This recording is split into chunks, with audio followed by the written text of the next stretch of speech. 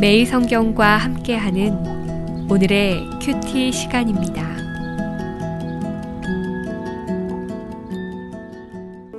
빌립보서 4장 1절에서 9절입니다.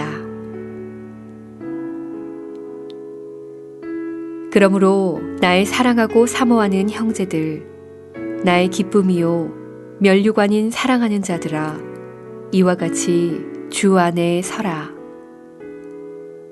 내가 유오디아를 권하고 순두개를 권하노니 주 안에서 같은 마음을 품으라. 또 참으로 나와 멍에를 같이한 내게 구하노니 복음에 나와 함께 힘쓰던 저 여인들을 돕고 또한 글레멘드와 그 외에 나의 동역자들을 도우라. 그 이름들이 생명책에 있느니라. 주 안에서 항상 기뻐하라. 내가 다시 말하노니 기뻐하라. 너희 관용을 모든 사람에게 알게 하라. 주께서 가까우시니라.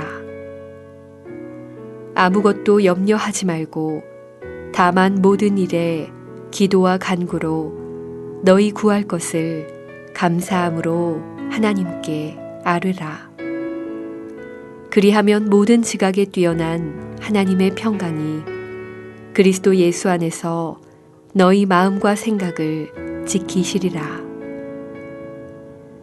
끝으로 형제들아, 무엇에든지 참되며 무엇에든지 경건하며 무엇에든지 옳으며 무엇에든지 정결하며 무엇에든지 사랑받을 만하며 무엇에든지 칭찬받을 만하며 무슨 덕이 있든지 무슨 기림이 있든지 이것들을 생각하라.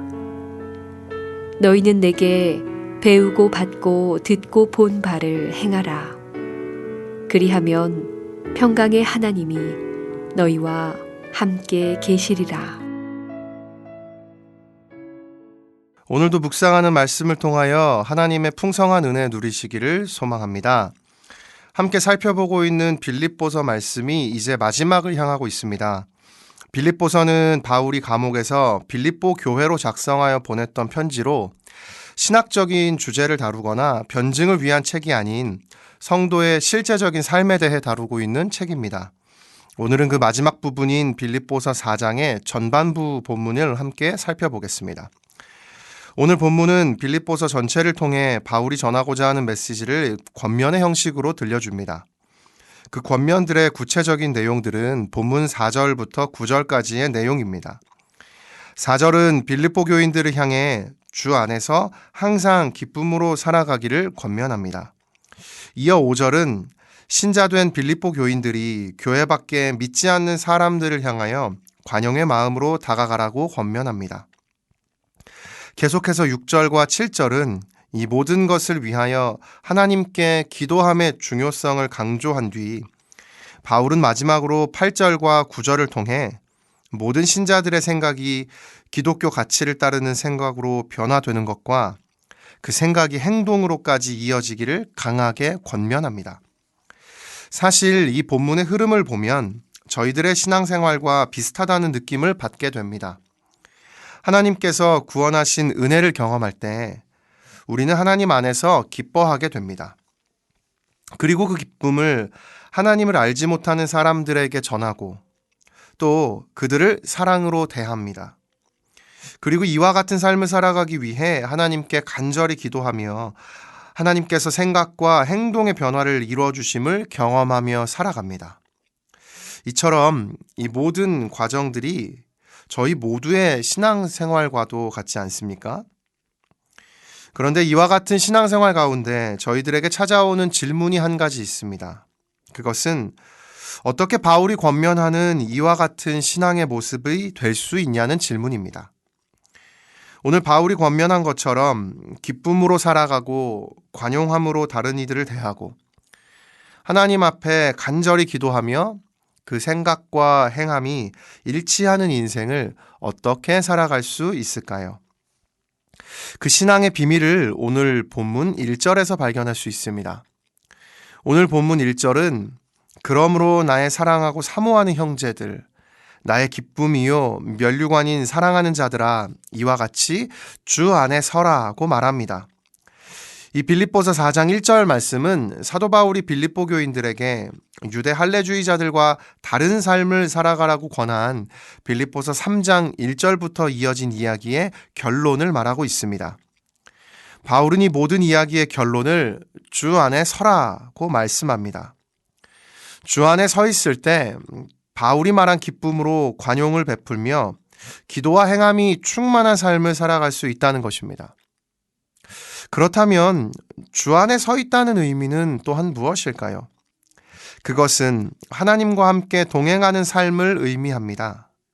어떤 상황 가운데에도 하나님의 말씀을 붙들고 믿음을 지키며 신실하게 하나님의 인도하심을 따라 사는 삶을 의미합니다. 그런데 이것보다 더 중요한 것이 있습니다.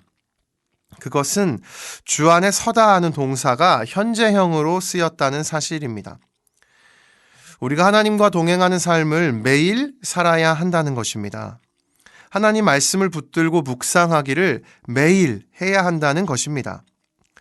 이와 같은 기준으로 오늘 나의 신앙을 다시 돌아보기를 원합니다.